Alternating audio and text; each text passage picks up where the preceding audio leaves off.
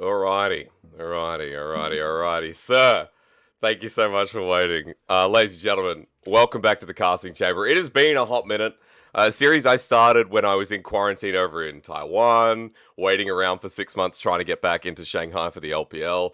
And, we had a big break, and I reached out to Phreak, and I said, hey, look, can you come on, talk a little bit about play-by-play? And sir, thank you so much. Straight away, you said yes, and here you are. So here I am. welcome. It's an absolute pleasure to have you. First of all, you are the OG caster in the scene. If I was going to do, you nod your head. I mean, what? Yeah, I guess. You and Rivington, right? Like, yeah, the first two faces to put towards a world championship to put towards League of Legends. If I was going to do a casting series, I had to have you on it. So again, very appreciative to have you. And yeah, what time is it at the moment? Because it's midday for me. 7 p.m. Oh, that's right. Good. I had to pick a North American time. Mm-hmm. And we got the first one wrong. We were off by a day. We were off by a day. We tried. You're like Thursday night. I'm like, yep, Thursday night sounds good. And then you're like, hey, so we're on, and I'm like, it's Wednesday. Oh, that's right. That's right. I totally spaced. Oh, we'll try next week. It's so difficult because I thought immediately if I just say Thursday, oh, that's fine. But I realize it's 20 hours behind or something like that, or I haven't actually done the math. So yeah, well, is it noon for you? It is noon. It's noon on. Yeah, so 17 hours. Yeah, it's noon on Friday. On Friday, yeah. 17 hours. So, we're in the future. Yeah, I'm always a day behind. Hey, thanks again for coming on the show. You hear me say thanks a lot. Very, very appreciative. This is, something I wanted to get into because as I've done before with this series, I've done monologues, I've done, breakdowns of general things that casters should prepare themselves for. But I wanted to go more into play-by-play and what it kind of means to be the role. Someone like yourself who's been around the scene for 10 years now, been in League of Legends since the start. It's good to get your perspective because I think you're going to enlighten a lot of casters who are trying to make that step from amateur, semi-pro to then get into a major region or even a minor region and make it a career.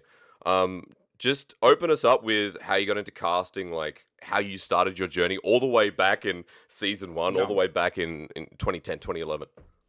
Oh, sure. I mean, if we're going to start there, it starts earlier than that, but okay. Basically, yeah. So we'll go longer because I was a hobbyist first, right? Like anyone else is. So, growing up, the vague understanding like of what I might try to do is be a teacher. I was the smart kid in class, and I enjoyed helping people and be, oh yeah, I can multiply 3 times 5. That's no problem. Here, I'll help you with it, right?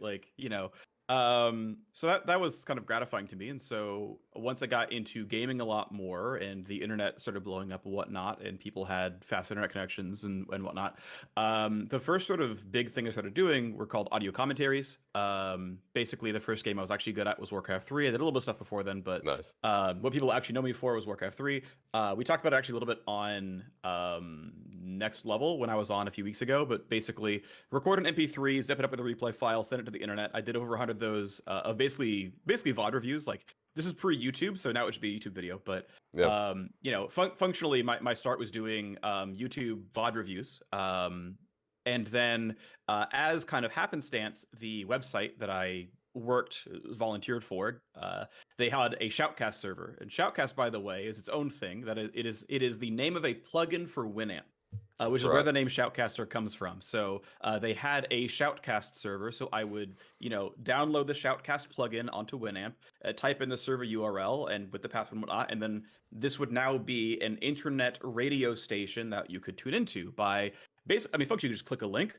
And as long as, you set up Windows properly, Winamp or whatever media player would then stream that IP's audio stream. Right. And so you'd listen to the Shoutcast. And so this was audio only. It was being quite literally a radio host. And the casual aspect of it was, okay, I'll watch people play some custom games, like we'll do a big free for all, or I'll watch a 1v1. And it was like this community thing. And so if you get in to spectate, great, but there are only 12 slots, including players. But otherwise, you just listen to the audio only stream. And this is actually a really fun way for me to spend my evenings as a fan, of a Warcraft 3 fan, with the fan site. But also occasionally I did this myself, right? I was the Shoutcaster. The other half of that was you could also do it to cover esports matches because again, there is no live streaming. There is this audio stream. And if you want to watch, Grubby and Moon play their best of 5 show match, it's like, well, you're not going to get to visually. You can listen to the shoutcast. And if you're lucky, maybe you got one of the observer slots, but you probably didn't. Yeah. And so this was how you consumed live esports content back in the day. If you're a really bigger event like WCG or something, yeah, you could have a video stream going on, but like this wasn't, owned TV and Twitch TV and YouTube were not big things back in 04. So this wasn't going to happen. So I kind of side quested into doing shoutcasting, into doing live commentary. And I enjoyed it, but it was just like a thing I did for fun, whatever, just like audio commentary is a thing I did for fun. You fast forward to 2009 where I applied to Riot. And I applied to a community internship, and I just sort of say as part of my resume, which is very briefly, like, hey, I graduated high school. Hey, I was in college for 4 years. I'm majoring in economics. I'm mostly done with a degree. I've had like one other job. Yep. The other jobs were like training people in Warcraft 3. And the rest of the resume is like, here's all these gaming things that I did. Here's these tournaments I placed in. Here's these tournaments I've shoutcasted, whatever. And so in the interview process, talked about how, I really think, Riot and League of Legends could do with having some good like high quality video content. We should cover new champions with high quality release stuff. But I wanted to make kind of audio content for the game, and that was kind of the idea. And I'd never done video editing in my life in any realistic scenario. But got hired as a community intern December 2009, learned Adobe Premiere on the job, made champion spotlights, and then as the esports scene grew, like I remember we did Dominion, and so we brought it to like the GDC in San Francisco, and we had like an offshoot event where we like rented out a bar or whatever. Yep. And it was like, yeah, come over after GDC or whatever, and we're gonna announce our new game mode Dominion, come hang out. And so I was brought on to MC that because I was like the most qualified MC at the company.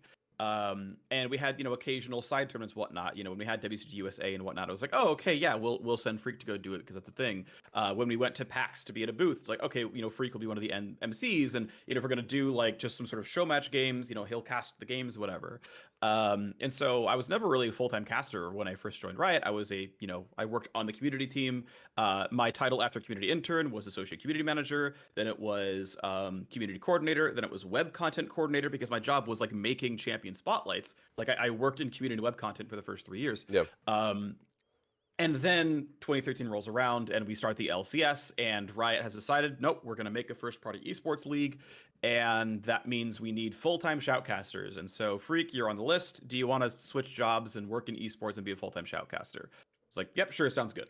Yeah, and so that's, from 2013 onwards, I've been a full-time shoutcaster. This is, 8 years going, roughly. But yeah, my path before I was maybe 26. That's how the math works, right? Yeah. Around 25, 26, like that's when I became a full-time shoutcaster. Everything up until then was just like, I want to work in gaming. I went to school, like it's a hobby, whatever, and then that began. But it feels like you're kind of born into it in a sense. I mean, you talk about going all the way back to your Warcraft 3 days and using your audio only streams. What 2004 sure. You said? Like is that how far we're going back?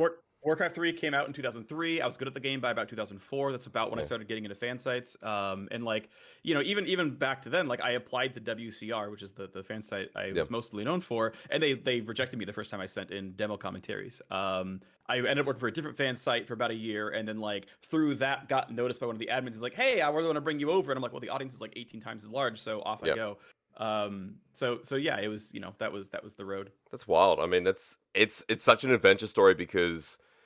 I mean, looking that far back, I was 9, almost 10 years old. I was born in 95, so... Yeah. And Warcraft 3, like, as it came out, I was doing the same thing, but I don't feel like I was anywhere near good enough, and played a lot of Battle.net as well, so... Sure. It's a great... Go on. For me to like kind of put it in different terms, like I don't care as much about what year it was. I think it's actually maybe more applicable for other people. If it's like, here's how old I was when things happened, right? In high school, I was a semi-pro Warcraft 3 player. In college, I was actually good and like went to tournaments. But like throughout high school and college, I was a hobbyist commentator. And Blizzard had contacted me for 2 things. In college, both I cast a couple different things for them. I cast like an ESWC World Championship. I went to WCG a couple times as a commentator, but like for national stuff. So like I had done like a very small couple of gigs. I probably totaled maybe like $1,500 like total across all of my freelance casting gigs, right? This is Right. like, here's €300 here, here's $500 there, here's $500 there. And it's like, it wasn't a lot of money, right? I was a student who happened to be this as a hobbyist. And it's like, cool, I can, A lot of money back pay then. for food for a couple months. Yeah. Yeah. And then, pretty sure, right? But like, in no way was I a professional caster, and no way was this, sustainable for me at all. So I was like doing other things, throughout high school and college, and occasionally did stuff. I remember asking professors to postpone finals for me so I can go fly to Korea to play in a tournament, and then like land, and then take the final the next week. Yeah. Which they were happy to do, right? But like, that was the life I was living. And then, as a full-fledged adult out of college, I worked in community for 3 years and webcontent for 3 years, and then that transitioned. And so it's like, if anyone's ever like, oh, I don't know if I'm going to make it as a caster, it's like, well, I mean, I was 26, when I first started casting full time, and that was after, actually 13 years of hobbyist doing stuff, right? So it's like, that was how long it took me. And so following the timeline as well, 2013 is when when LCS started, and that's when you became the full-time caster as well. So that's 8 strong years of being in the same position. Of course, you still have a lot of involvement as a play-by-play. And this is why getting you on the show as a play-by-play is, I think, the most interesting to start off with. Because as a play-by-play, I think you tick more boxes than most. You're very knowledgeable about the game. You still do your patch rundowns, which is a blessing for me. Definitely something I still use. So, yeah, thank you again. A lot of the community still uses it, if not the majority of the community, right? And if I asked you, going into play-by-play, someone who's cast since 2013, how would you actually define your role? Because running forward, in 2013, were we talking play-by-play in colors? Were we at that point? Okay. We were, and specifically, part of what made me, I would say, a really weak caster in 2013, 2014, and you can actually go back and like watch VODs and look at the assignments that I got. I was initially a color caster because I was like in 2013, I was like 30 something LP Diamond 1, which is modern day like high masters, low GM, which is to say, like, I played solo queue against LCS players sometimes. This is not like to brag as like, whatever, but like, my skill set was I was very, very good at the game, and I was excited about the game, right, and whatnot. But like, my skill set, like most of my casts were with Riv, and Riv is definitively a play-by-play caster, right? And okay, so he's a play-by-play caster. And I'd cast with D-Man and Daniel Klein. Like, there were not a lot of retired pros out there to be color casters, so I was default a color caster when doing early League of Legends, 2011, 2012, 2013 ish. And then when LCS started, they're like, well, okay, we're going to bring Jat over from the gameplay team, and we're going to hire Kobe because he cast a bunch of the TSM online series with Wombat. And, I don't know if he was headhunted or reapplied or what, but like, Kobe was brought in as a shoutcaster. Jat transferred to a shoutcast. Riv and I transferred into shoutcasting. And it's like, well, we have Jat, we have Kobe, we have Riv. Guess what we need a second one of? Guess what we need? We need a play-by-play. Fill the role. Yep. Right. And so it took me a while. I would say, a solid 2 years to feel comfortable doing play-by-play. Yeah, I was used to being excited and knowing about the game, but my skill set wasn't really there. And so if you look at Worlds like 2014, I'm on the analyst desk full time because basically it seemed like Riot was like happy to invest in me and like help me level up. But I was not ready, I guess, functionally to like cast in my normal role, whatever. So like, I was an analyst for like all of Worlds 2014, and all the events around that year, I was an analyst on the analyst desk because my skill set was still about analyzing the game, being good at the game. When Quickshot and I switched regions a couple of times throughout around the same set of years, around 2013, 2015, it was the idea of like, well, Quickshot, by the virtue that Joe Miller and D-Man and Jason Kaplan were the other casters in Europe. Play-by-play, color. Guess what Quickshot's doing? Color, yeah. Right? And so Quickshot had to go be a color cast for his first few years. And the option was very much open to me that I could go live in Germany, and Quickshot could come live in America, and I could be a color caster over there, and he could be a play-by-play over here. And I ultimately decided I'd rather live in America and get good than just like do color commentary in Europe. I still don't regret that decision. I think it was the right call for me at the time, and it's worked out very well for me. But this is to say, like, they were gonna move me continents to like have me do my old job, right? Like, this was, very clearly there was a power difference here. So yeah, it was me learning play-by-play over the course of several years, and Riot being very gracious in helping me find a spot.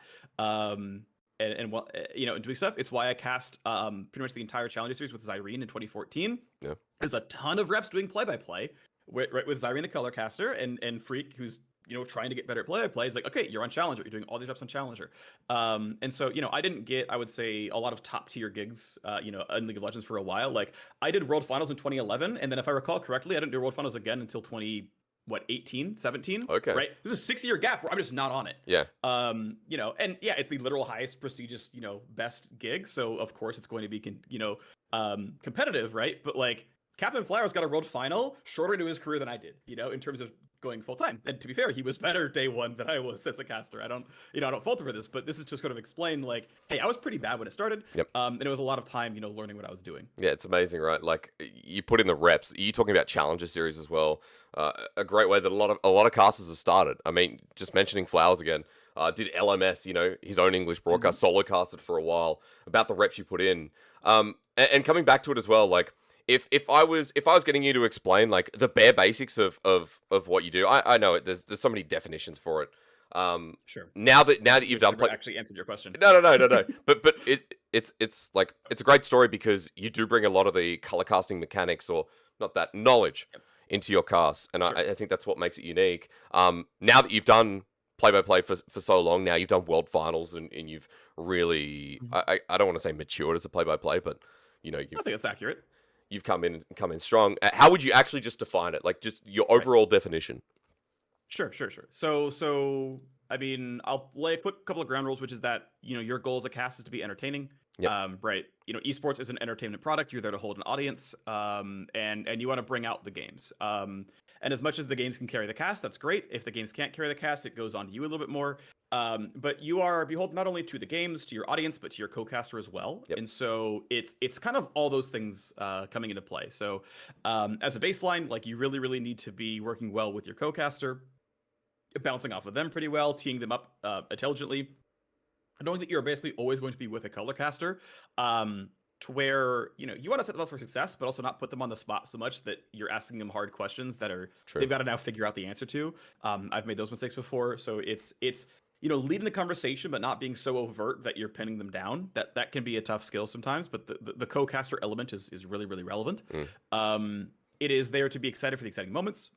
I think you are kind of the emotional lead of the cast. You, again, need to be cognizant of your co-caster. Like, some people are higher and lower energy than others. I think of Raz, who's, like, very boisterous, for example. It's like, matching someone like Raz versus matching someone like Vedius is going to be different. Yeah. And I mean, literally every caster is different, right? So match that's always going to be different. But yeah, you want to bring out the excitement when the games are exciting. You want to be honest when they're pretty one-sided, whatever. But you also don't want to pull a sort of dumb move and to say, oh well, this game's literally over. It can't be won. There's a level 16 Kog'Maw, and it's like, oh, the Kog'Maw got caught and they lost the game. It's like, well, you're dumb. And that's more of a color caster point, sure. But, like, I have heard established, skilled commentators been like, well, this game's unwinnable, and then the game ends 5 minutes later with them losing. Right? But, again, opposite of what was said by the caster. So, be smart about that, right? Leave the door open, but also be honest about how much a team is stomping. A lot of that is just playing off your co-caster, of course. Yep.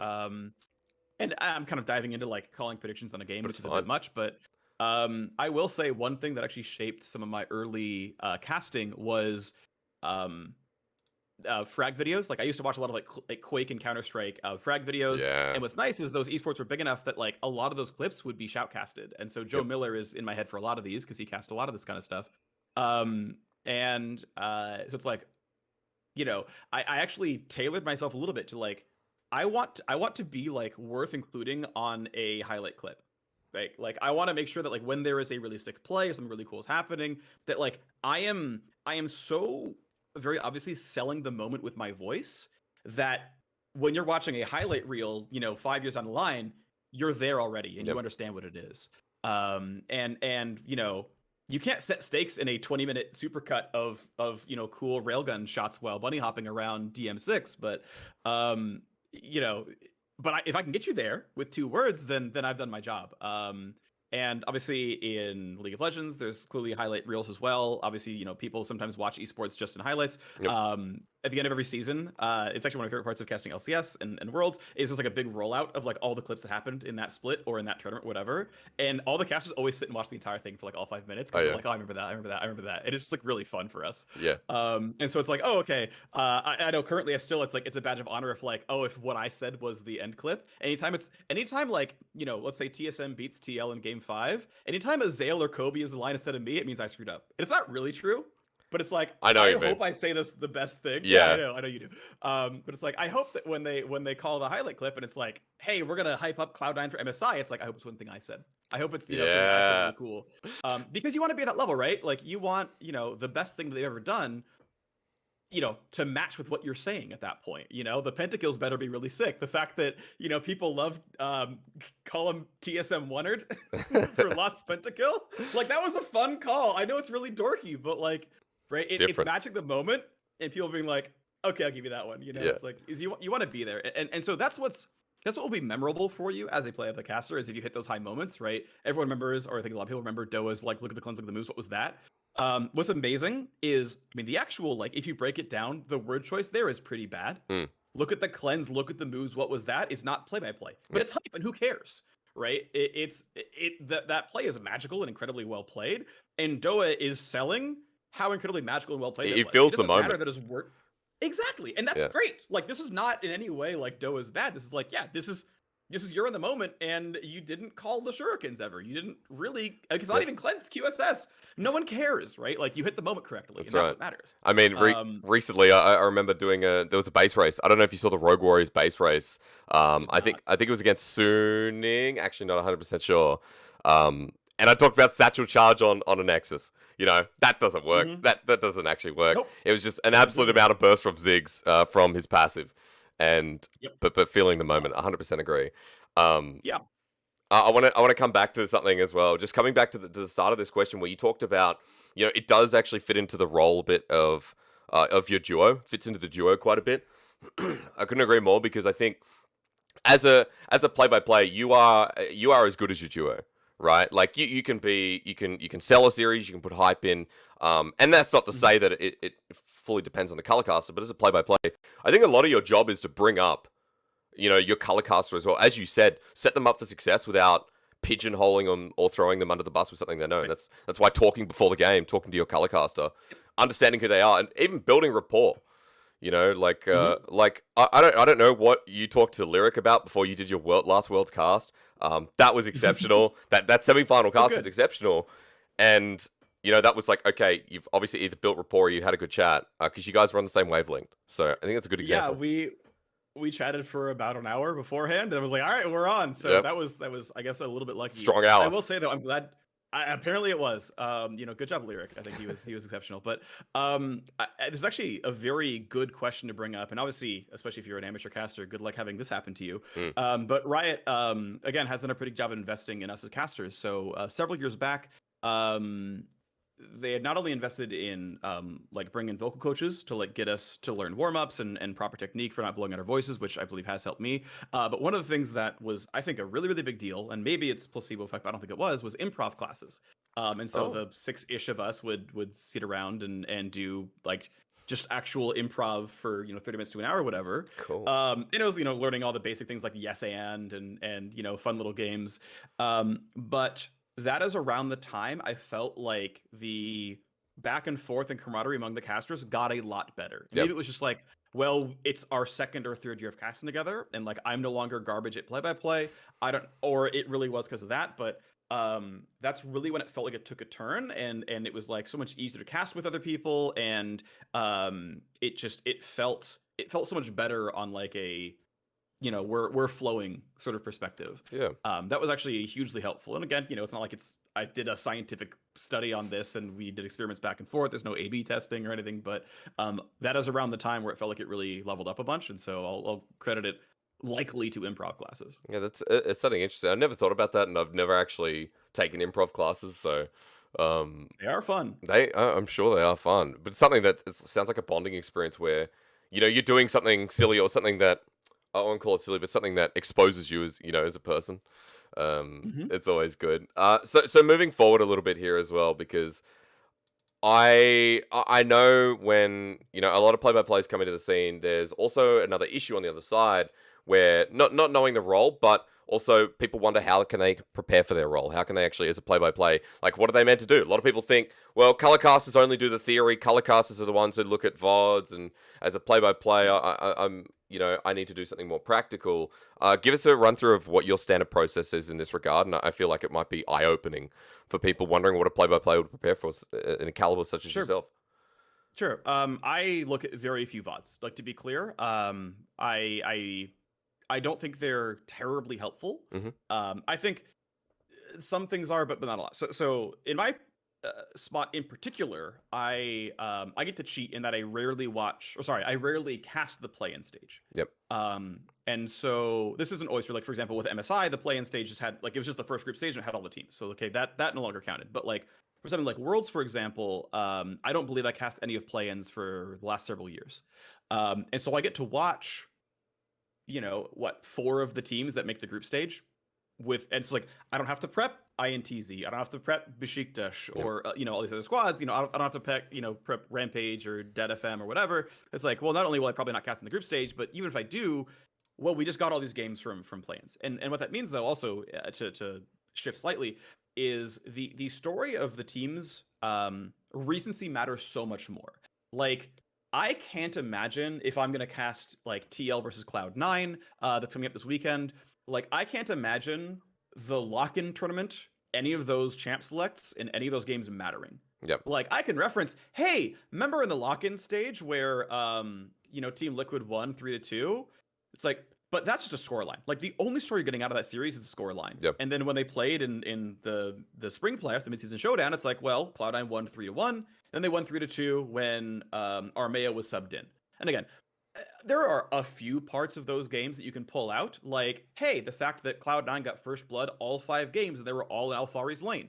Like, that's an easy soundbite. But I don't really have to go watch how and why they did it. It's just not relevant. Like, I can't imagine going into game 2 and I'm like, well, now that we see the jungle pathing for Olaf, this really reminds me of game 2 of the finals where he did this pathing on Renekton. And it's like, no one, it's not relevant enough. Yep. It just isn't, right? And so those details they just get lost, and it can be useful to have that info, but it just ultimately doesn't really translate on air. So what you care about are player stories and player narratives. I will always do rookie tracking. I know some people would like to talk about age. I will talk about it very occasionally. But like the fact that Danny is the youngest player in the LCS is like, that's kind of neat. And what's interesting for us is like, we're gonna cover every single game of the LCS, and I'm gonna hear every single game of the LCS. So like, I'm going to be there for 27 Danny games, not counting playoffs. Yep. Which means if you bring it up once every third game, I've heard the same story 9 times. Yep. Which, like, to me is going to feel like a lot. But to most fans, do you actually watch every single EG game?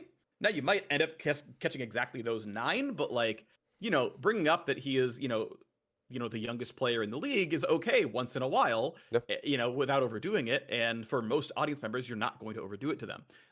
Imagine doing every story for every player exactly once across the entire year. That's no one bad, would hear right? it. Yeah. So right, you want player stories. You know, again, things like age and rookie status are nice, but you know what else they have done. You know, the kind of very similar factors of like, you know, what's their pedigree, what else have they done, etc. You know, what are the regions they play in? Are there ex teammates? You know, what else are they going on? But again, you know, big sort of overall stat packages are really useful. Like, hey, what do they normally play? You know, if you're casting a player like Marin or the Shy compared to like Duke, you know, that's really, really different. And, you know, imagine, you know, you're Vedius or something, or I guess we'll keep it for play-by-play, right? You're Medic and you're going to cast Cloud9 at Worlds, assuming they make it this year. It's like, you can bring up how good Fudge was at MSI. Like, you don't have to watch his 27 regular season games. You can just say like, hey, what was his lane score? Yep. Like, what was his CSD across the LCS this split? You don't have to watch a single regular season game of Fudge, because you can be like, oh, he has the second best laning stats of all the LCS top laners. And remember him at MSI? He was really good last time we saw him internationally. Too bad his team didn't do very well. That's perfect. Like, that's the stories you need. You don't need anything more than that. Like, the fact that I've cast another 20 Fudge games doesn't matter. Like, I'm getting almost nothing out of those games. So truly, I think VOD review is, even for a color, I think often unneeded. Or at least, you know, if you're getting something out of it, then great. But those details are so I wouldn't say overrated. I think you want to have opinions on players. I think if you want to come in and be like, stats or whatever. Like I'll do one more example to kind of opposite myself. Sure. When Samsung Galaxy made World Finals and lost to SKT in 5 games, they were still deciding if they wanted to play Wraith. Is it Wraith or Core JJ? Mm. And statistically, just on a very blank page, they were very similar in terms of overall sort of performance. Those players were statistically really, really close to the same. But in watching them play, the team felt better with Core JJ. So this was like the one outlier where this is a team would actually, and obviously Core JJ went on to the next year, like not only just be the dedicated starting support, but they won Worlds with him. Like this was the one counterexample where, okay, watching the games mattered because they really did switch. In a recent example for North America, Jenkins versus Alfari, they have somewhat different champion pools, they have somewhat different play styles, and you can get that from data, but you can also get that from watching the games. But by and large, right, you're not getting that much out of watching VODs. To move on to the point, again, any player stories, any grand data around landing stats and who gets the gold, who gets the kills, champion pools long term versus this split. What are they banning? What's banned against them so often? It just still no one let Jensen play Orianna. No, it's been left up for a while. Okay, good to know, right? Like, it's just, I'm gonna pull the stat up because it was one that was recent. Alfari hasn't won a single game on a champion that was released or reworked this year. He is 0-3 in that metric. Just because I looked it up really recently because he's been benched out for a while, right? So like he going into playoffs, and you can do it by looking at stats. He is 0-1 on Mundo, 0-1 on Viego, and 0-1 on Gwen. Nice. All champions that were released or reworked this year. Oh, and he's 0-1 on Lee Sin. Sorry, there's 4. Because Lee Sin top is new this year, but not reworked. So asterisk, right? But like, he hasn't won any of the new things. And it's like this is a relevant story that you can get by just looking at this season's data. And that's a relevant story. So yeah, it's just. I don't have to watch 27 games of Alfari. In fact, 12. It's like, but I can look at Games of Legends and get that. And so there are so many places to look, and they're all very efficient that I would just say just use all the websites. I was going to say there's so many resources now. It's actually insane. You mentioned Game of Legends. There's LoL VVV if you want to get pro solo queue data now as well. Whatever the other one I'm thinking of as well. Not probuilds.net is probably at the right avenue. Like Leaguepedia as well also holds stats. It's funny you have it's a strong opinion on VOD reviews, and I think it's I think I phrased it a little bit perceiving in my English. A little bit strangely to open things up. I do like that you bring up narrative because narrative is the strongest selling point. It is, how you can pull a lot of the audience in, I feel. Take LPL, for example, with 17 teams. It is really hard for people to attach to a team, to feel loyalty towards a team or find a team to root for because there are so many different stories. But, that's where you do find the strong stories and that's where you do attach those strong stories to those teams. So I like that as a point. And I haven't actually... The only VOD review I've done is of my own casting in the past. Actually, this whole split, and watching highlights is something I'll do anyway, just to get a feeling for a team. But apart from that, couldn't agree more. So let's go more into preparation for broadcast on the other side, because if you're doing narrative work with your casting, let's talk more about you and what you will do to warm up for a broadcast, whether it's voice, whether it's, preparation, if it's that hour with lyric and or worlds or anything. Walk me through what you do before a broadcast just to get ready to go on stage. Right. So this is going to vary depending on if it's regular season or playoffs or something even bigger like Worlds. Okay. So regular season, we all get in a few hours early, go through rehearsal, whatever. We don't usually talk about much. We just talk about whatever's going on in the day. And usually this kind of stuff is relevant. And obviously a regular season game is a bit lower stakes. So if there's a funny joke going around the internet or, just a topic in the league community, so maybe we bring it up, during the cast and having that conversation earlier just because we're talking and we're friends. It means it's kind of there in front of mind and we know how each other are thinking about it and so on. If it's, a new patch week, maybe talk about the patch a little bit, whatever, but just, chatting with all the other on-air talent. I haven't needed to do any specific vocal warm-ups. Sometimes I will, and it's, a lot of humming and, hitting various vocal ranges and practicing diction very slightly, but, almost none of us do a lot of really warm up because, it's 3 regular season games. You're not yelling that loudly. You're not going to have that long of a shift. There's not really a need for it because, there's plenty of time filled by everyone else, toss the analyst desk, whatever. So it's usually not that difficult. That said, as the stakes go up, the amount of sort of preparation goes up.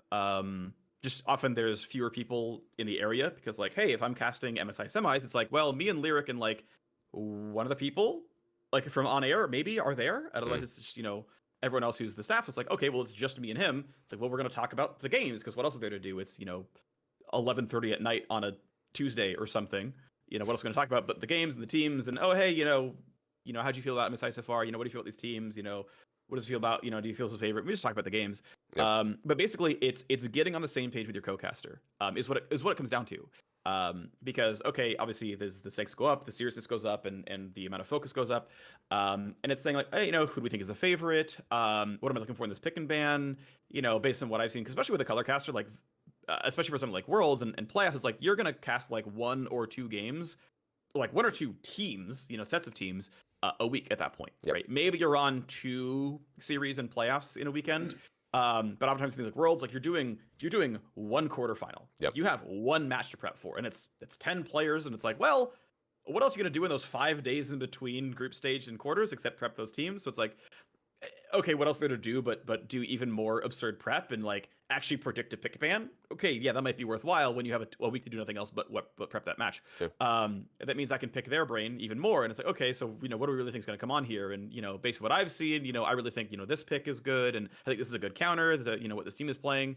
And so yeah, that's kind of the individual match prep is kind of spending the time together on the couple hours before the match, and getting on the same page for like how we feel, because you don't want to be in a spot where it's like, I think Wei's best AD carry here. Well, I think jungler. I think Wei's best jungler tournament. I think he's actually garbage. Like, yeah, that can be an interesting discussion, but like, you should probably try to get on the same page, for like a semifinal, generally speaking. And also, how could you be that far apart? When it's Wei, and he was obviously the best, but at least at the tournament. True. But yeah, right. So yeah, it's just kind of talking with your co-caster and getting on the same page for like what narratives you want to talk about. Is this an upset? Is it not? Hey, by the way, if PSG Talon wins, it's the first time that the LMS or PCS has won a best of anything since ever. And you can asterisk and be like, TPA was the GPL. It's different, right? True. And, or we're gonna say since 2012, right? Like whatever. But getting that exercised out often, because I love grandiose narratives. Like I will rehearse it with my co-guys. Be like, does this sound correct or does this sound wordy? Like, can I get the shorter? And I will get those ready because like I want to bring it up 2 or 3 times during the best of 5. Like I want it to be like, hey, by the way, the stakes here is like, these guys like never advance. Yeah. Like they get out of groups all the time and they never advance. But this roster looks so much better. Like the players they've got, it looks really good. Can they do it this time? And so that's it's rehearsing those kind of things, making sure it's ready to go for air, and just kind of getting all the narratives you expect to have out on the table. Around game 3, between games, I'll start like thinking like, what would the end game call now be like? Like now that I've watched the series play out, like I won't usually do it like in the shower leading up to the morning, unless it's like a really special thing like a world final. Yeah. But it's like, okay, well now that SKT are 2-0, what is a 3-0? Like what is the call for a 3-0? Because like I can make it up on the spot, but like I'd rather spend a few minutes getting ready for something like that. Right, and it's just prepping that game. It's like, okay, we're done with game 1. So what happened in game 1? Like, did we think like this team underperformed? Like, did we think what are the big storylines? Oh yeah, I really want to see more out of Wei. Like the man has 17 first bloods in 18 games, and he got no kills for 20 minutes in this one. Like that's really uncharacteristic. Oh yeah, we should bring that up. That's a good point, right? And it's like looking back over your stats docs and seeing like what lines up with what happened and what doesn't. As well as what does the story of a team winning, what does the story of a team losing look like, and starting to get that ready as you go on, reacting not only to the game that you had, but the tournament they have had, and kind of building off of it. I feel like that's an important point. You're talking about because I guess a lot of people would expect, straight go to vocal warm-ups, right? But you, once again, bring in the relationship with your partner caster and how important the color caster is to the duo as well. Because when it is one series, I mean, a playoff series, right? It has the same meaning. Whether you followed them through the playoff bracket or not, you have 10 players, as you said. 10 players, and you have 2 teams to look at. And your color caster's usually done so much in-depth research or so much deep looking that you can pick their brain and it'll go on for miles and miles and miles. Will you ever, like, let's say we get to those world finals or whatever, will you switch to something like a voice routine? Will you actually do a proper voice warm-up outside of that as well? Like, is there something specific you'll go to? For a big best of five, yeah. I mean, a lot of it is just because there's not much else to do, right? Yep. Because again, there's fewer people in the studio at that point because there's only the one casting set and maybe the Yep. analyst set. In the case of MSI, they were in different continents, so it was just me and Lyric, for example. For World Finals, in the case of doing it in China back when, or yeah, in China back when Samsung Galaxy actually won. Quickshot was there as an understudy just in case. We had like a decent number of people plus the analyst, so there's maybe 8-10 of us. But yeah, it's like I'll do vocal warm-ups, especially if it's gonna go to 5 games, or it often can. Like that's a bigger day. The stakes were a lot higher. It's way more hype. And so doing some warm-ups, whether just tongue twisters and Yep. poems and stuff, or just humming and hitting notes and whatnot. Any time where it's like, okay, I've been yelling really hard in the middle of a game, I will do a lot in between games. So the big one that I'll usually do is basically like pretend I'm blowing through a straw while humming, Mm. and just trying to hit like all the notes in my vocal range to Okay. warm up all the vocal cords. I know that like trying to clear your throat constantly is not beneficial. It'll feel like you want to do that if you've kind of started to blow your voice out, but that is kind of productive. Drink some water. I know people like tea with honey. I don't usually go for that. Okay. But I will hum a lot and just like keep all the vocal cords warm. That's the primary thing that I do is just like, okay, we vibrate them a lot, we keep them warm. And then I will, continue to try to like measure myself, make sure I'm not starting out too high. Yeah. I know one thing I worked on with one of the vocal cords that we had was she's talking about how to yell more properly, because you can yell and be really excited, and you can yell like this, right? And so there's different kinds of yelling, and yelling like this for a while can blow your voice out. And so knowing when to do it, how to do it safely. I mean, I'm certainly no metal screamer. If I ever try to mimic some In Flames lyrics, it's gonna go bad quickly. Yeah. But it's like that's fine. It's let's just stay off that one. But not doing it too much. I know my world semis with C9 winning against Afrika, like I blew my voice out and I pushed too hard. And that's just like, that was bad form. It happens, but again, it's all because of bad form. It was, and also just even beyond that, like push too hard in the moment to like go beyond what is recognizable speech. And so like trying to get a 12, like you should never ever try to cast at a 12.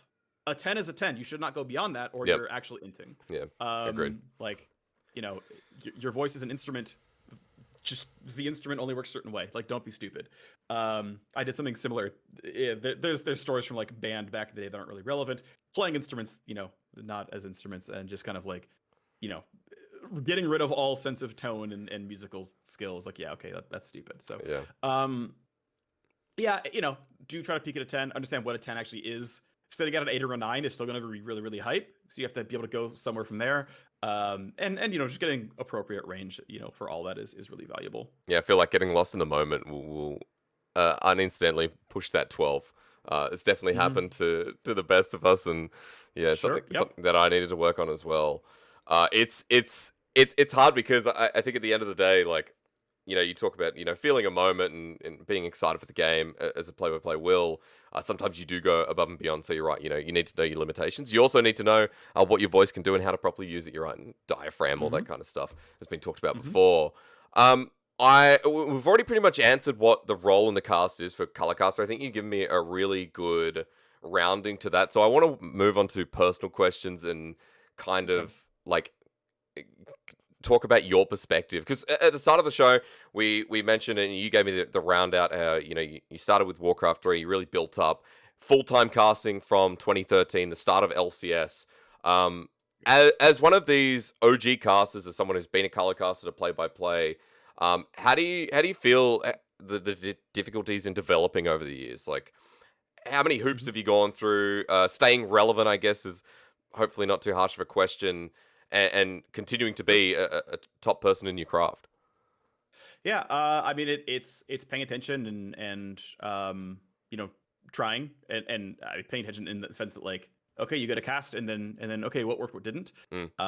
It's a lot of listening back to what happened. Again, highlight reels being a big part of it. And like, okay, am I doing these moments justice properly?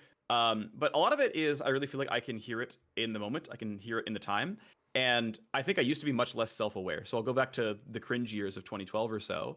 I remember casting. It was the world's. I'm pretty sure it was the world's 2012 qualifier for NA at PAX Prime. And I'm casting with like Jat or something, and he says, like, we're in champ select, and he's like, yeah, I think this team's gonna look for a lot of picks here, and I'm like, there's no Lulu in this composition, and it's not delivered well at all. I like cut him off. It's not funny. And like for the longest time, I just didn't get it. Like this is really bad. Like to be clear. And it's just like, okay, Phreak, just take a hint that like not everything has to be a joke. Understand like the actual delivery of humor and how that's supposed to go.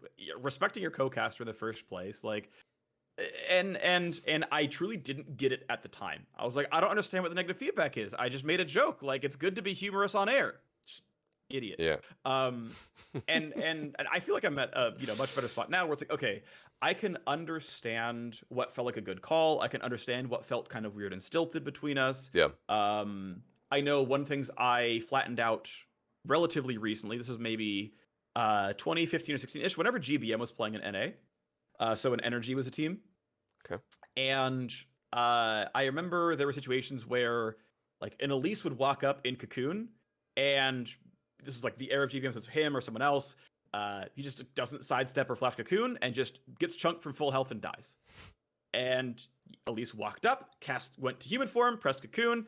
He didn't flash, he didn't cleanse. I don't know if he had cleanse, but doesn't dodge. And it's like, okay, he's dead. And it's like, okay, well, I'm a commentator. We're going to talk about this. And I was so in my head about like flaming players that I was like, something to the effect of saying, wow, he saw this coming and saw transform and saw Cocoon and just didn't dodge it. And I mean, realistically, this felt like it was easy to do. It's just kind of unlucky, I guess, because I just want to say like you're bad. Yeah. And I remember people, and a similar one. This was when Seraph joined CLG as a top laner, and he was hyped up so much because Monte Cristo was on the analyst desk during like whatever the event before that was. He's like, "Oh, this guy's amazing. He's so good. Oh my god!" And Seraph had this like Jax game where he starts up 2-0 and 12 CS, and it's like, "All right, you're a 2-0 Jax. It's free, right?" Yeah. And he ends the game like 2-7 or something bad. I'm probably exaggerating slightly, but like it's about that bad. He started out literally 2-0 and then did nothing with the lead. And I'm like, they brought him Seraph hoping to carry, and he started the game 2-0. And he ended up like 2-6 or whatever. Like, I just don't see the carry. Like, I just expected more from him. And so in both these, it's like, I didn't say it was true. I didn't say what I was feeling. I was sugarcoating my words and like picking other things. GBM wasn't unlucky because he didn't sidestep the Cocoon. He failed. Seraph wasn't, not the carry. He went from 2-0 to 2-7 on Jax. Like, these are bad things. These players played poorly. And just actually embracing that and just saying, no, this is bad, was a big thing. Again, because like I had thought, okay, it's not correct to like go out and flame people, whatever. I want to sugarcoat a little bit, but if I was just honest, I would have done better. So learning over time what kinds of things I should be saying. I didn't like do some moment of introspection and been like, man, I can't wait to like flame CLG for bad macro. But in summer of last year, when they're up 3 dragons at 8,000 gold and then give up Baron and Dragon Soul, it's like, you guys have done nothing actively proactive in the neutral game. And it's like, it's the line. And everyone's like, I agree, Phreak, that's a good call. And I don't want to be known as the guy who flames people, but hey, when there's a really horrible play, I need to call it a really horrible play. Even if the word choice isn't perfect, even if, it's whatever, it's like, but I'm going to match the emotion of all the fans who are just pissed that their team sucks. Sure. And I'm going to match the emotion of, I'll use Doa again, because I think it matches emotion really well, of like, look at the cleanse of the moves. Faker, what was that? Like, how the hell? And that's just good, right? That's I think a good choice. So just kind of building enough confidence to be like, I know what's good. And to be fair, in 2012, I thought I knew it was good by making a dumb Lulu picks joke, right? Like it's still the same thing, kind of. I'm just smarter. So I think oftentimes it is just like, hey, intuitively cast what you think is good and just hone your intuition, like hone your craft for the course of time. I will still listen to other casters in other esports or in traditional sports, and be like, I'll watch like an NBA highlight clip and like, did I like how he called that, that 3-pointer or that steal and the dunk or whatever? And I'm like, okay, I guess, and yes or no, I'll think about, would it work for us, would it not? But I'm happy to always, take those moments because at the end of the day, downtime between fights is a conversation with a co-caster, which is not too hard. Yep. And okay, be entertaining, keep up with the game, whatever. And then in the moments, well, there's a lot of those, right? There's a lot of places you can compare yourself to. And so there's kind of the two modes to play playcasting, I feel like. And so if I can pay attention to those two modes and then think about what does well in one spot, what does well in another. For example, since I do, so much analysis during downtimes, like my downtime co-casting is kind of being a second color caster in a duo cast. In a tri-cast, I just shut the hell up and like Kobe and Azael just talk. Yep. And it's like, all right, you do your thing. I will chime in once in a while. If I have something worth saying, I'll be like, hey, let me in. Hey, by the way, Alfari is 0-4 on, like that's useful to have if they don't have it at their fingertips. I can chime in for that. But otherwise, it's like, cool. I can back off and, as a play I play in a tri-cast, it's like, okay, it's mostly just about those big moments. Let's come back though quickly. You talk about honesty and how you developed over the years, and being more honest with things now. Do you feel like it was your development, but also how casting's actually changed in general? I feel like if we talk about Riot casting, or we talk about especially when I came into the scene, started 2015, but 2017 Challenger Series, it was very strict and like you don't call players bad, you don't. I don't feel like there was a certain level of honesty and openness that there is now with Riot casting. I don't know if that's because a lot of Riot casters have become contractors and big names have moved on. There's been development in the scene. Do you have any thoughts on that? I know there definitely have been discussions internally, like across the casting team, even well before anyone became, more of a freelancer or contractor or whatever, about like, hey, what's our style going to kind of look like? I know there is a quick debate really briefly back in 2013, 14-ish, like, should we keep calling it CS or get a different, acronym or initialism for minion kills? Because CS is creep score. It's a Warcraft 3 thing and that's a Dota thing. Yep. And I was very much in the camp of like, let's rebrand CS. Like, this is just two letters that means nothing to most of our players. Like, yeah, it's a carryover from whatever, but like I thought we could have influenced people enough to get there. And ultimately we just stuck with CS, whatever, I got outvoted. But there have been like things like that as an example of what a style guide is going to look like. I know when people started to play more mages in the bot lane, it's like, we need to not call it Ziggs ADC. He's not an ADC. ADC stands for AD carry. Remember. Like, don't be stupid. Let's be smart about calling them marksman junglers like Graves and Kindred. Like, they're playing a marksman in the mid lane, like Tristana or Lucian. Like, this isn't hard. Let's just use our words. And so I know that I would push a lot of casters to like try to use better terms because, they're running ADC Graves. No, they're not. They're running bot Ziggs, and they're running, a marksman jungler. We can talk about double marksman team comps, right? And the fact they usually scale pretty well and that it's really AD heavy and things like that. Like, that's useful, but let's use terms for what they mean. I couldn't tell you for sure. I mean, maybe this is true, maybe it's not. I just can't remember if there was a really overt style guide around being positive, being negative. I know this is still a discussion that like we're having to some degree. Yeah. Like the LCS is right now pretty definitively over the last like 3 years of history, the number 4 league in the world. Like it is LPL and then LCK and then LEC and then LCS. That is the stack ranking right now. Yep. And this can change year over year based on results, but that is absolutely the obvious stack ranking. We are number 4. We are not number 5. We are not number 6. We are not number 3. And it's like, okay, well, we have some very, very good teams and very, very good players, but we probably don't have the world champions. It's like, that's okay. We can be honest to like what is good and what is bad. Like, we have Phreaks who won an MSI. That's right. He has been exceptionally good, right? This is a true thing about what he has done. Are LEC fans going to be like, oh, G2 sucks? It's like, no, they are the former reigning MSI champions. You're going to be hyped about G2 until they show otherwise. It's like, and we could be hyped about Phreaks, we could be hyped about Doublelift or Core JJ and Impact and Co. Like, we know these are good players. We know what their ceilings are. Like, we can be excited about them. We can't just be like, oh, it's NA, they're trash. And it's like, this is like lazy commentary. And it's not even like fair or honest or accurate. Like, actually breaking down a play and if it's good or bad can almost never be done in the moment. It's going to be really tough to do. And so this is a little related, right? It's a little style guide based, but it's like, okay, let's be honest in the moment. It can be really hard to know if like a roam was bad or good. You can just say, well, yeah, he roamed topside and there weren't any wards in the blue buff area and he got cut off. And it's like, oh yeah, actually what happened was the jungle support recalled in Fog of War and made a blind guess that there was a top dive and they happened to catch Jizuke. That's a really smart play by the jungler and support. Yeah. Jizuke made a very normal roam to go top lane. That's just a good play and he got caught by, people being smart. And like, you can't get that normally, right? Like, that's not going to happen until you do replay review. So it's dumb to be like, oh, well, Jizuke must be bad. Yeah. Like, there's things to like take the foot off the pedal.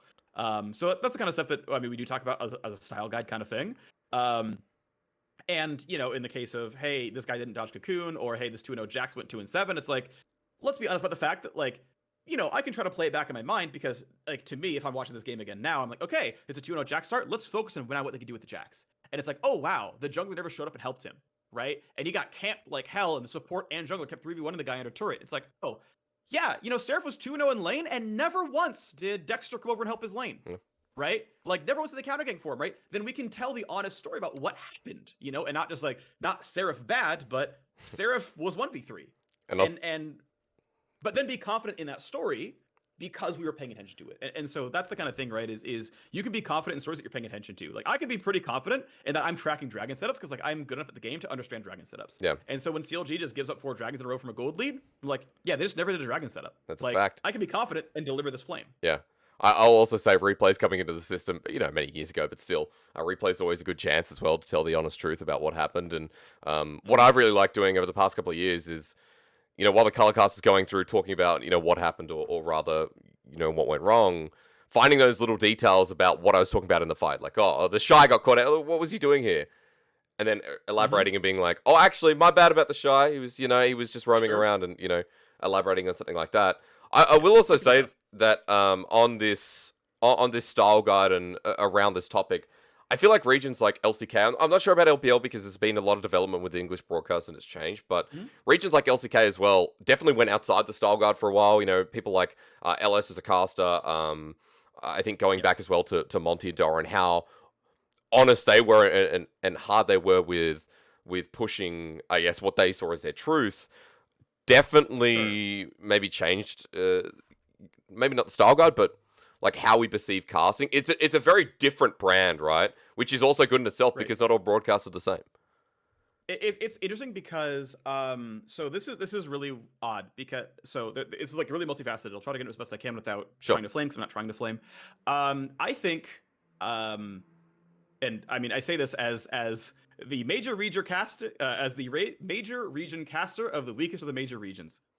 Being full aware there's bias in what I'm about to say. Yep. I think casters get extra credit because of the region they cover, right? So I wouldn't say that, for example, Monte Cristo is like natively smarter than Kobe or Jad or Azale or whoever.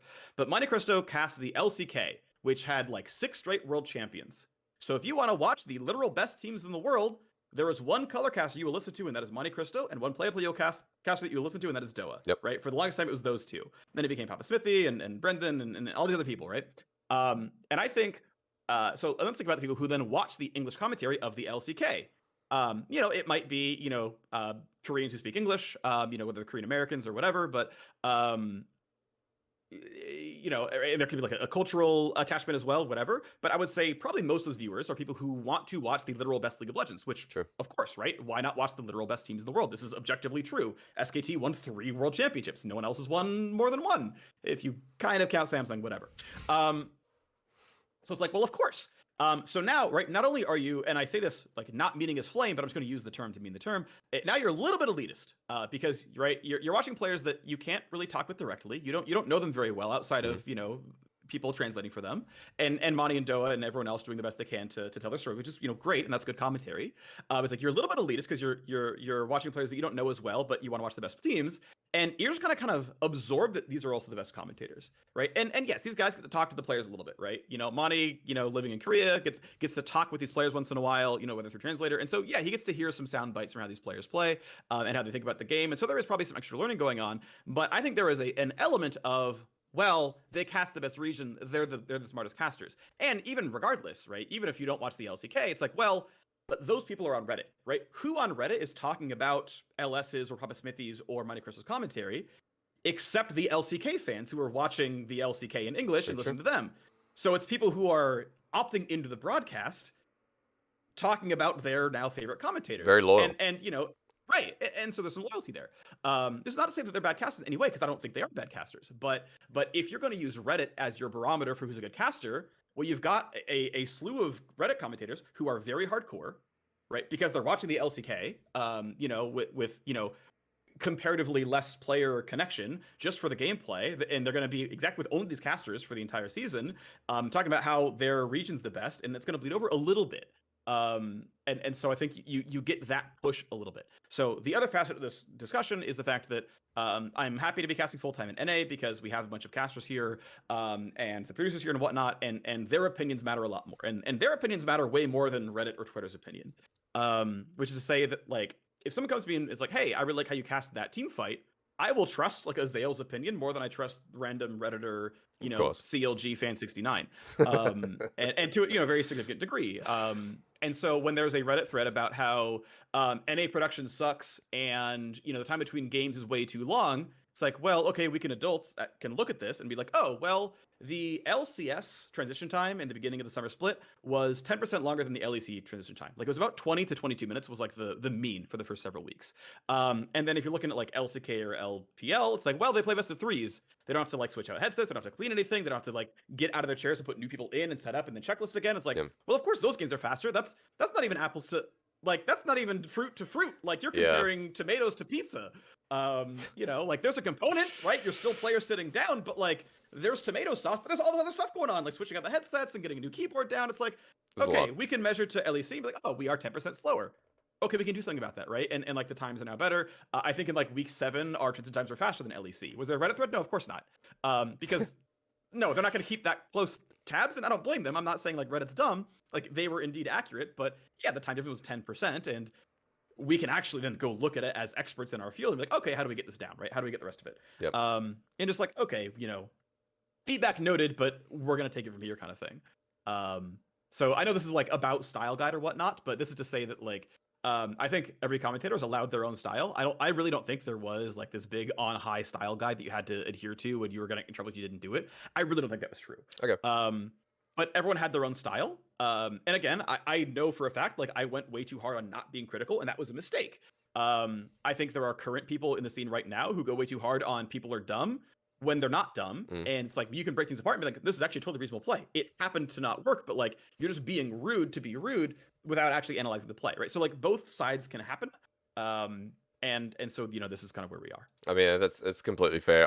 I know that me as a caster, I definitely fit into the more dangerous side. Definitely an issue I've had in the past, trying to pull back without losing, the sense of honesty that we talked about. It's an interesting conversation because I could completely agree that, when you get the best players, I feel like LPL casters in the past 2 years, community's been very positive. I wonder why. You won Worlds twice. Won Worlds twice. Now suddenly best casters. Not to say that the team's not smurfing. And now the narrative, by the way, around LPL is not, I mean, this is a little leftover, right? But it's not like, it's just a bunch of teams monkey fighting and limit testing. It's like, oh yeah, they are really good. Their macro's really good. It's like, yeah, because they're winning the world final best of 5, so they must be smart. And like, even if right, it's just like, now the community perception is that it's smart aggression. Yeah, they're just smarter players now, like real limit testing. They're just good at taking those fights. Yeah. And obviously, like, there's the fun memes around Ning, like, his team's ahead, so he should fight. The team's behind, so they need to fight to get ahead. Like, that's fun. Obviously, everyone has their own memes, but it's like, now that people believe your teams are smart, now when your color caster calls them smart, now they're believed. Like, remember when Edward Gaming was baby blue? Like, they had to be measured in terms of Korean teams. They were just allowed to be good on their own right. It's like, you just fast forward a few years, and it's like, well, now we just have Fun plus Phoenix, and they're just actually, it's like, or whatever, right? Yeah. Now we have RNG, and they're just actually good, and we can just say that they're good, and we can just talk about the players being good, and it's like, oh yeah, they may just have the best players. I wonder how it would have been. Uzi trying to carry the entire region. Oh, I wonder how it would have been if LPL didn't actually win that Worlds. I mean, that's interesting thing to think about. I mean, the viewership's gone up on the English broadcast as well, for context. That's great. That's another, definitely a cause because of Worlds.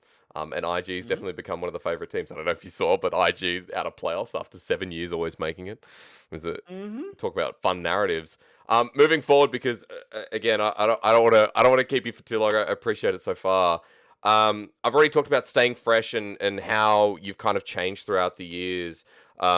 Because as a caster as well, and I was actually talking to Lyric about this.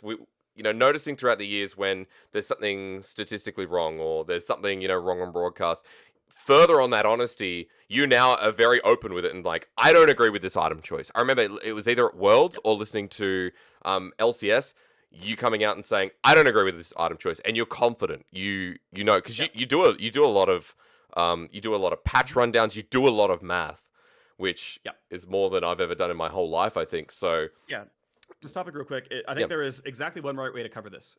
Please. I say this, there probably is more than one, but this is how I view it right now. Anytime that a team makes a decision you think is incorrect, or when it's wrong, I think the right way to cover it is to say, hey, there are trade-offs here, right? So okay, they're going Lord Dominate second, which I don't think is correct right now, but you try to find the logic because people aren't idiots. Yep. They're just okay. Making bad macro calls is there's sort of a solve to that, whatever. In terms of what does your champs look like? What champion did you pick? What pathing did you go for? What item build did you go for? It's okay, here is what the pros and cons are. I ultimately disagree because I think the other side of this thing is going to happen more likely, but this is what the thought process is, right? Yep. So if we're looking at Rage Knife Zeal instead of Rage Blade was one that came up a little while back in the middle of last split, I think. It's well, we can talk about that briefly. Rage Knife itself is a very efficient item, and Zeal is going to convert really well into damage, and the move speed is high. That said, it is a DPS loss, right? Rage Blade itself is going to be more DPS, but hey, he's valuing the Zeal move speed, so he's making a judgment call here. I can see it, and it's you can still take a strong stance saying I think build X was better than build Y. But here's why they chose build Y. Here's the pros and cons. And I think that's actually just a good way about it. It gives you the honesty. It gives you an out in case the other thing happens. Yep. But ultimately in general, it's more compelling anyway. Even if you are right at the end of the day, it's I like X instead because reason is just the right way to deliver. I think thing is bad. It's better content than what a stupid roam that was terrible. It's Yeah. he went for the top roam because they're sitting at the top dive. They obviously they didn't know that Braum was on the way up, and and you can cheat into it a little bit. Should they have known Braum was coming up?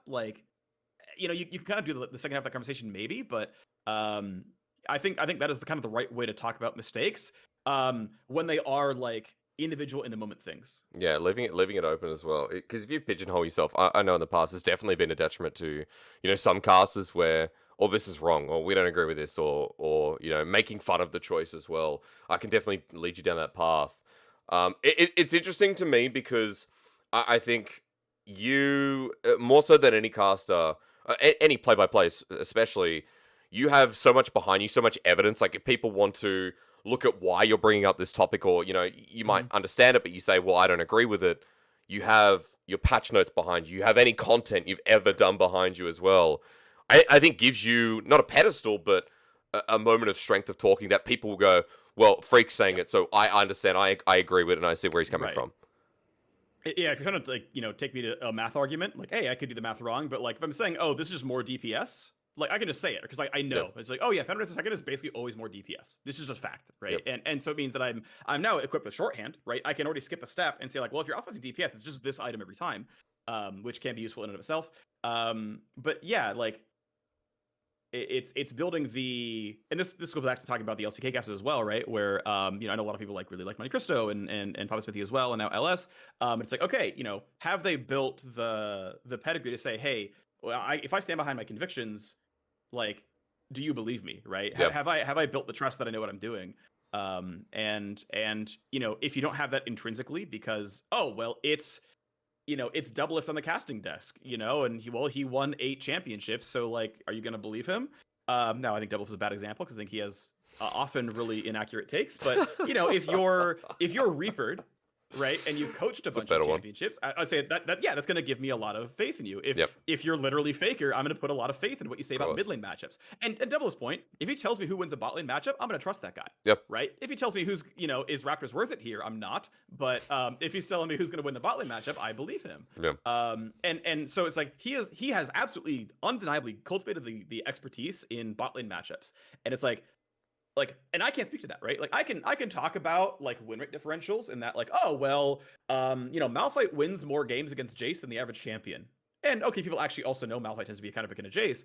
But I'm not going to tell you who wins the first 3 levels of Kalista versus Varus. I have no idea. But if you bring any pro level 80 carry onto the desk, they're going to tell you, and that's really cool. That's insight that they have. They can just be oh yeah, Varus wins the matchup pre-3. And all you have to do is just say that, right? It's oh yeah, I believe you, Sven. Whatever you say, and that's great. Yeah, not going the wrong way. I mean, not going further than your limitations, right? Knowing what you know is a big part. And again, something that, definitely I had a lot of issues with some years talking about things I had no business talking about. Before we get towards the end of the show and before we start talking about what casters can do to get started, we do have some questions that have been posted in the chat Yeah. a little bit before. I wanted to start with Bryce. Does the consensus of the community affect your enthusiasm towards your hype while casting? I guess during casting, you're not looking at, chat or anything like that. But, No, absolutely not. but yeah. Correlation more than causation. Like, hey, I'm hyped for EG because EG might be the best team in the LCS. That's really cool. Yep. So I'm hyped for EG because EG are awesome. And other people are also hyped for EG because they saw what I saw. They, in fact, do have, the best record of any team in the summer split. Jizuke does look really good. Impact does look really good. They are, in fact, on the shortlist for MVPs this season. Danny is a really, good-looking rookie. Like, and, if I look into the data, he's like a very average AD carry as far as I can tell. But he's a very average AD carry on the best team, and they're still the best team. So it's like, he's clearly doing fine. He's doing his job. He's not a detriment, but yeah, I don't think he's as good as Jizuke or Svensker and whatever, but that's fine. Doesn't, I don't need the story to be like, well, Danny's not quite as good as literal world champion Impact. That's not the story. Who cares? We're not expecting him to be. So it's correlation in that's going to line up, right? When people are down on CLG, it's because they're not probably doing very well, and I'm probably going to in the same boat, and that's okay. I can have my own opinions. Like, I'm usually higher on Demonte than most people are. Like, I thought Demonte was better than Ryoma, for example. Still do. And so I'm generally going to say, well, I think he's actually quite good. He's not the best in the LCS, no, by any means, but he's quite good. I was hyped for a Blaze Olive for a while. I'm just in general hyped for Golden Guardian. I think their coaching staff is excellent. I've been an Arrow fan for the last maybe 3 years straight at this point, and it's like any team he's on, I'm going to be excited for. So this is going to be like my fourth time bringing it up across various media. When Golden Guardian signed an Arrow and Danon to run Golden Guardians LCS, I'm like, they're going to make playoffs every split from now on, because like they're just like, and this was 10th place signed to staff members, and I'm like, I don't know the roster, but playoffs. And I was right for most splits. Obviously, spring was rough, and I think they got 7th once as well.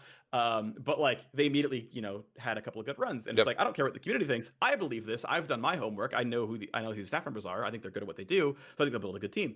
And so some of it's going to break apart from that. I had Fudge in my second place top lane tier list in spring split. Guess what? Everyone believes me now. I wonder why. Everyone believes me now. I've been a little bit harsh on Alfari because I like the things I will stand out for are the things that I believe that are against the grain of what other people believe. Like, it's very easy to be like, well, TSM are maybe the best team in the LCS right now, and no one's gonna remember me saying that. Yep. But when I said Fudge was the second best top laner, and everyone else has been as 9th and 10th, like that stood out.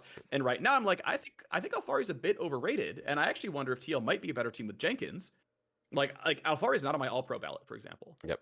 For summer split, and okay, he missed half the games, but like, is this a popular opinion? Like, if you polled the audience right now, are they all going to say Alfari is top 3 top laners in the LCS? Because I don't believe so, but I'll bet you people believe that. Yeah. But I'm going to bring up my points. And what evidence do I have? It's like, well, it's wishy-washy. It's like, well, what's his win rate in the LCS? Is that kind of awkward? Because some of them are with Armeo and everything else, but it's like, and I've got to find the right ammunition for the point, and I'm not gonna. It's not the primary point about TL. Just like Danny being the weakest player on his team is not the primary point about EG. He's fine. Alfari is also fine. He's not a bad player.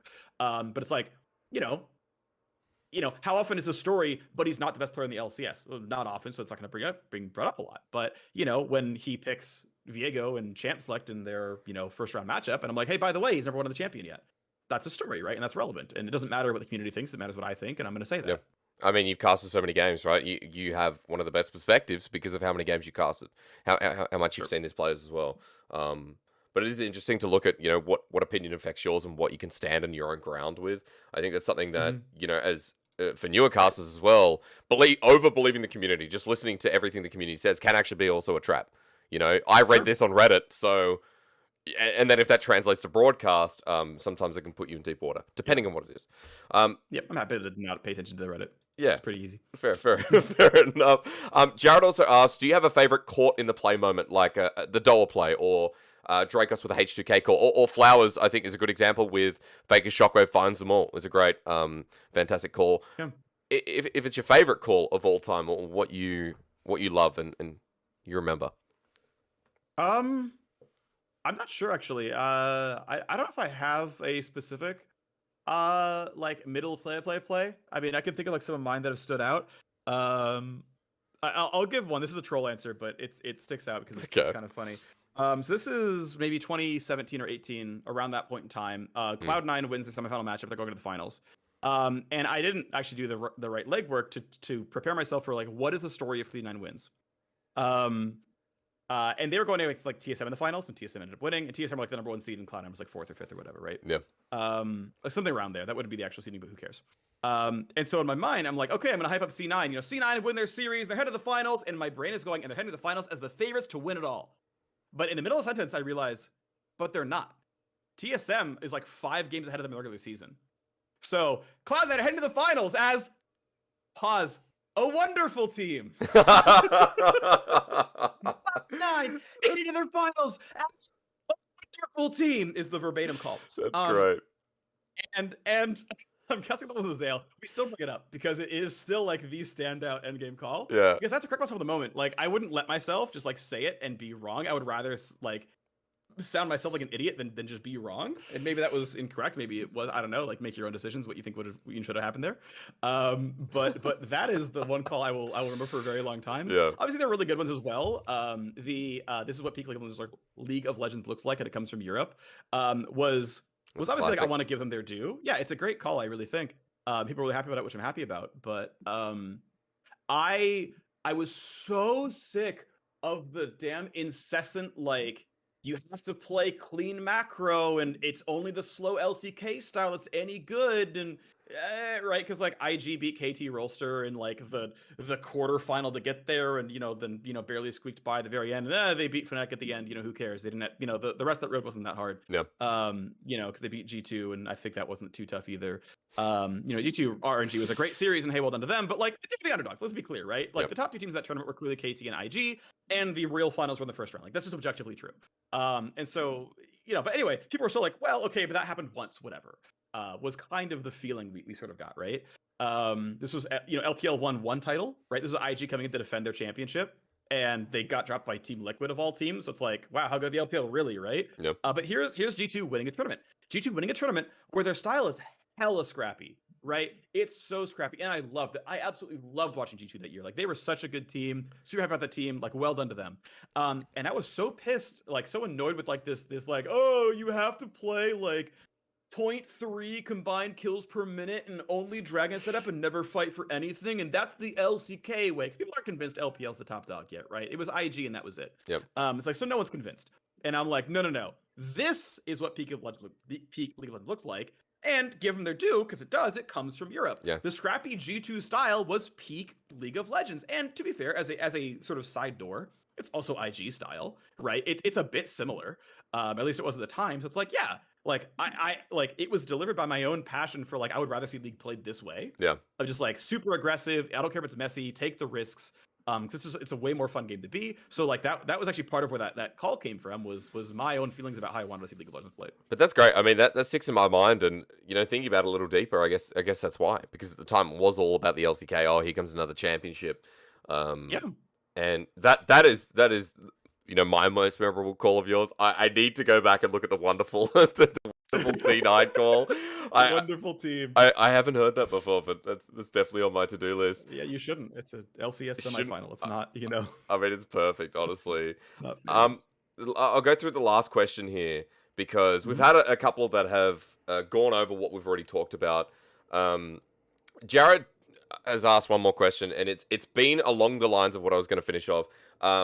What is the best process for you to self-improve? We already talked about reviewing VODs of yourself or sitting with no, we didn't.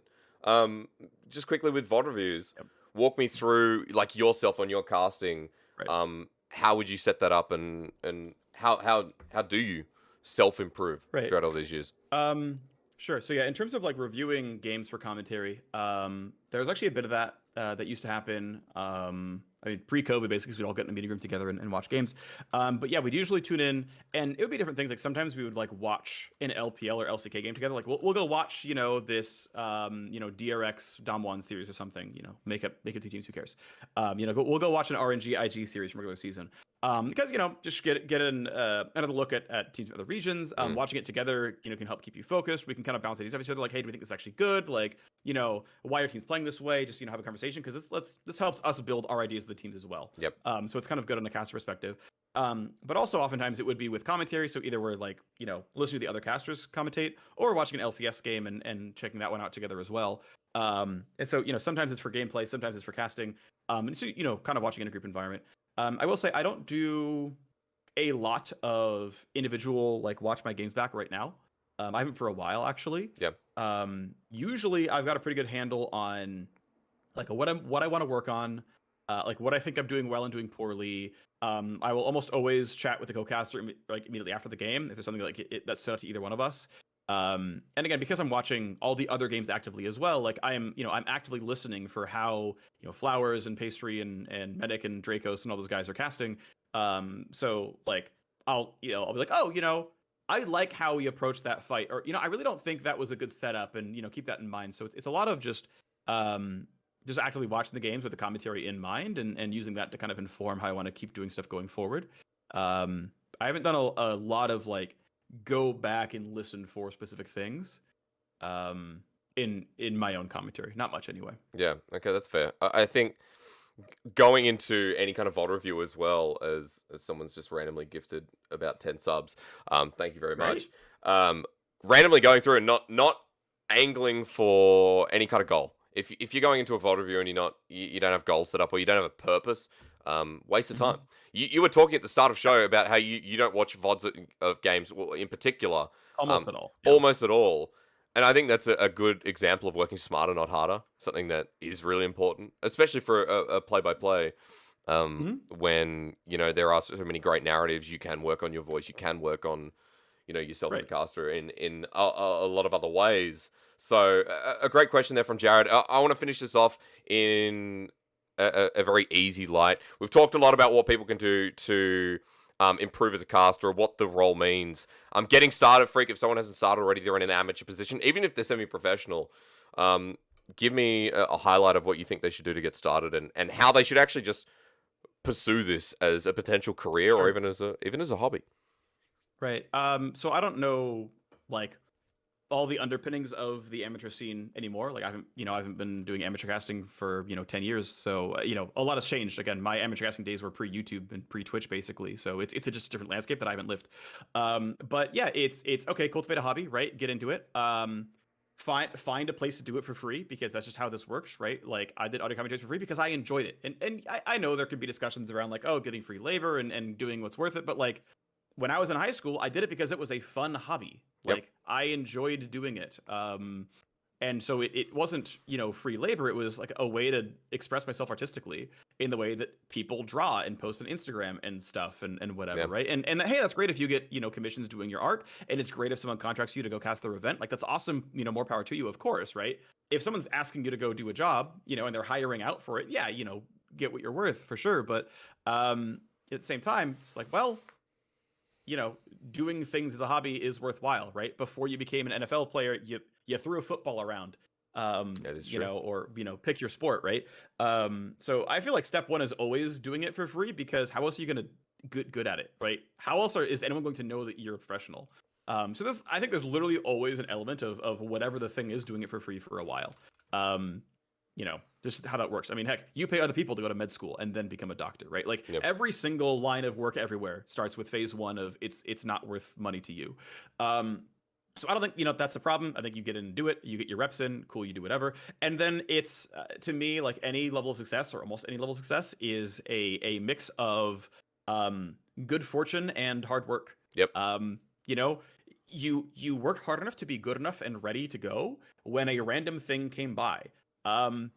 When I was just a hobbyist caster, I didn't know League of Legends existed.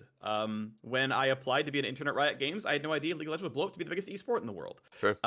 When I, and then, even though it was the biggest esport in the world, or at least growing towards that, I was happy doing community content and web content and working on that, because I was happy to work in gaming, and I liked shoutcasting. But it turned out Riot wanted to be one of the only companies to start a first-party esports league.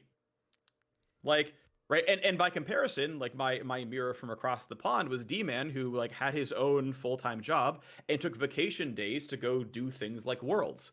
In my case, I worked for Riot, so it was like, oh yes, you'll do the champion spotlight when you come back. Go cast Worlds, right? But like here's someone who again had to like have his full-time job and like, oh yes, I've been casting for a while and I'm able to take vacation and go do this other thing and get paid for it and go do this professional commentary.